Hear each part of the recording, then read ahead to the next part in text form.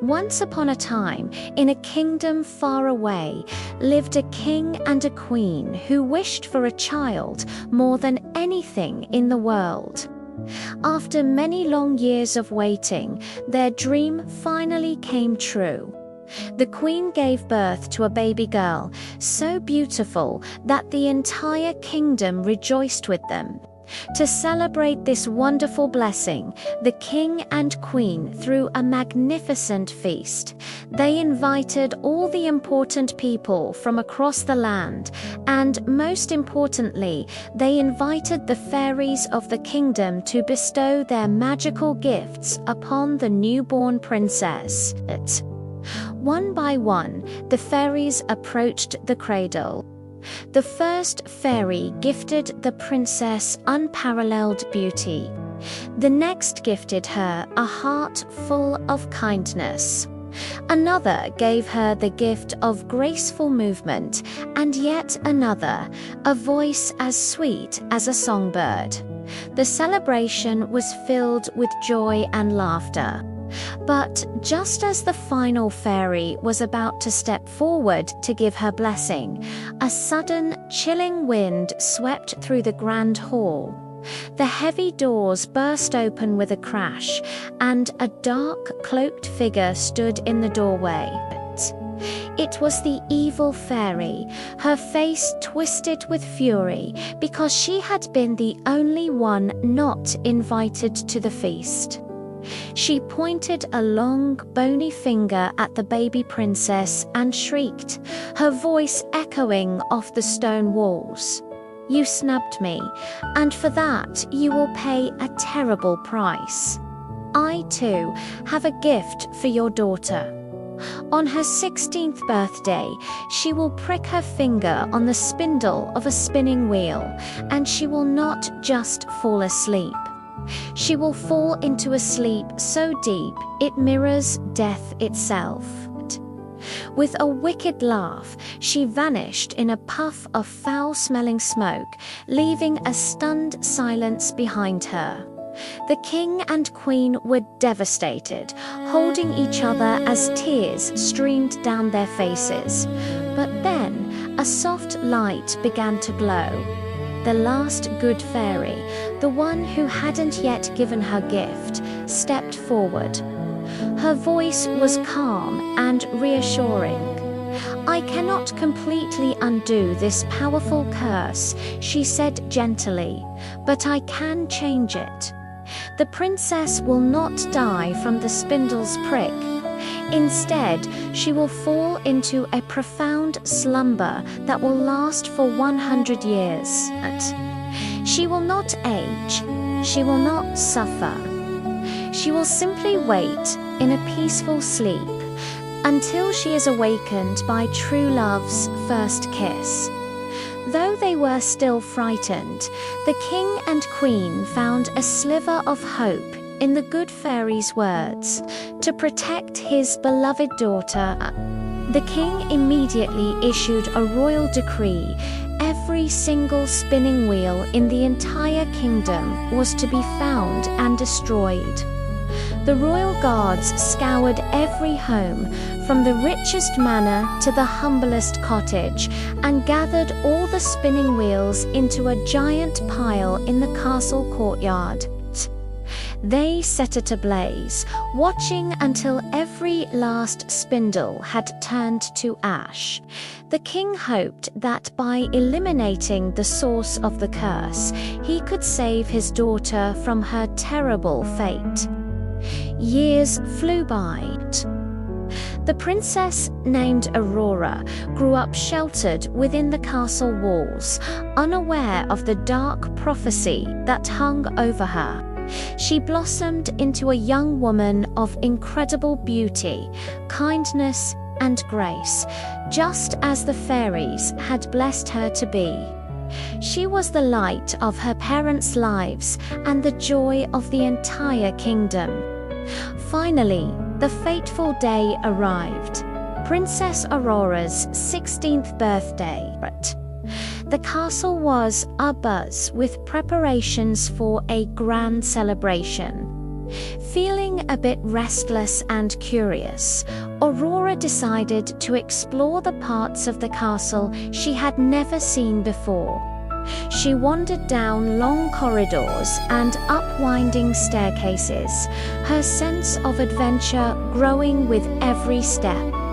Her journey led her to a remote, forgotten tower at the highest point of the castle. She pushed open a small, creaky wooden door and found a narrow spiral staircase inside. Intrigued, she climbed the dusty steps. At the very top, in a tiny sunlit room, sat an old woman. She was hunched over a strange wooden device, skillfully twisting thread. Aurora had never seen anything like it before. It was, of course, a spinning wheel, the very last one in the kingdom, hidden away and forgotten for 16 years. The old woman, her face hidden in shadow, was none other than the evil fairy in disguise. "Good morning," said the princess, her voice filled with youthful curiosity. "What is that fascinating thing you're doing?" The old woman looked up and smiled a crooked, toothless grin. "I am spinning thread, my dear," she rasped. "Would you like to try it?" Completely enchanted and with no knowledge of the danger, Aurora eagerly nodded. "Oh, yes, please," she exclaimed.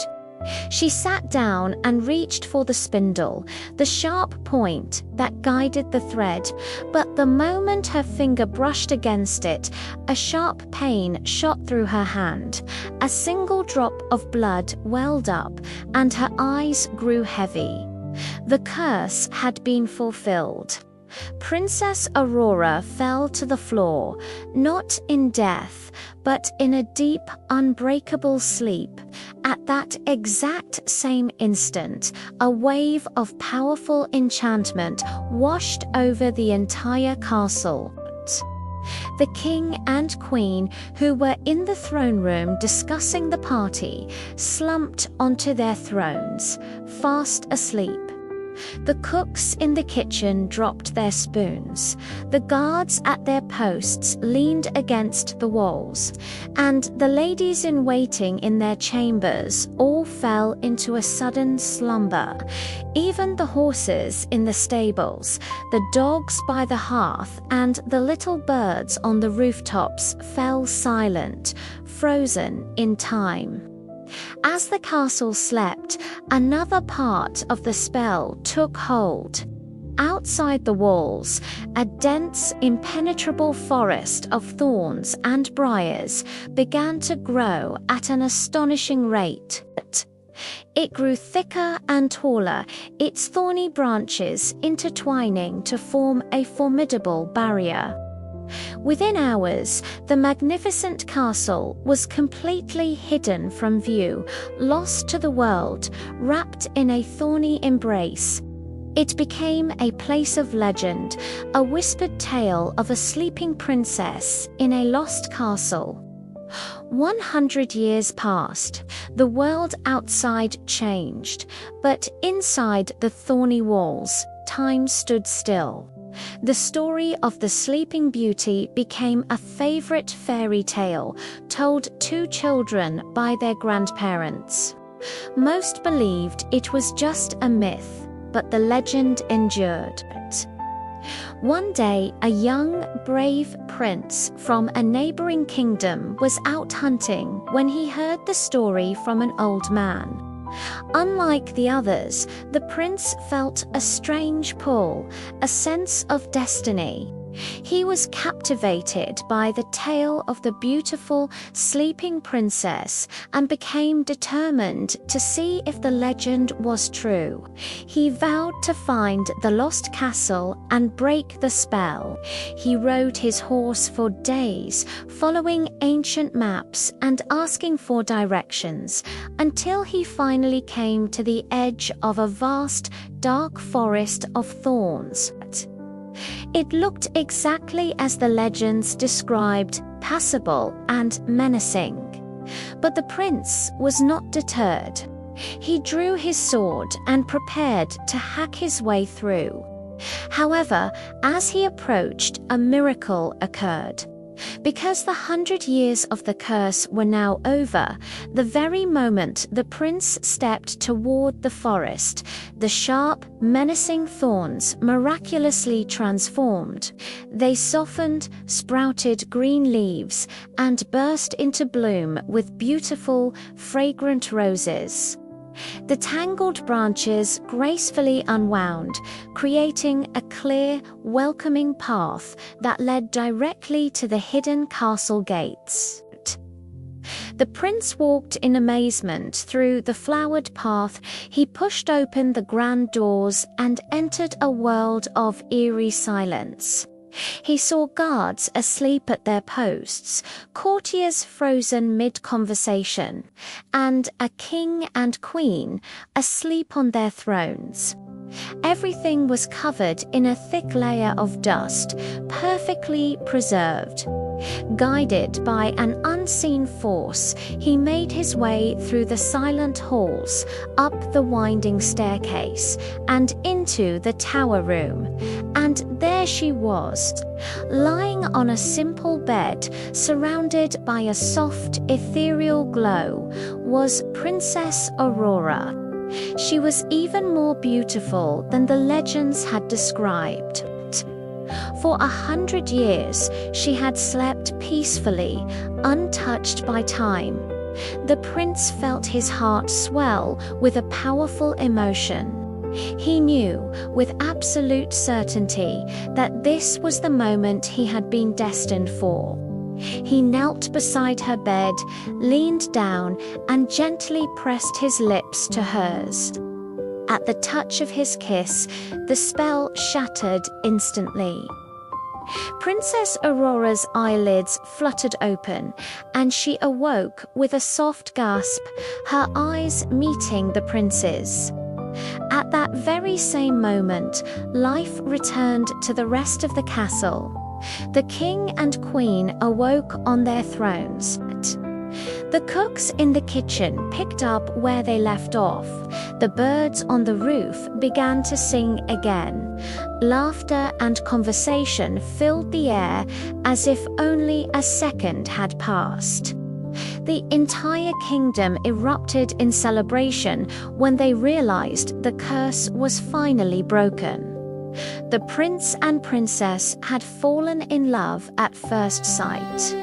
They were soon married in a ceremony even grander than the one held at Aurora's birth, and their union brought joy and peace to the two kingdoms. And as all the best stories end, they lived happily ever after. Thank you so much for joining me for this timeless fairy tale. I hope you enjoyed the story of Sleeping Beauty. If you did, please give this video a thumbs up, and don't forget to subscribe to the channel for more magical stories. We'll see you next time.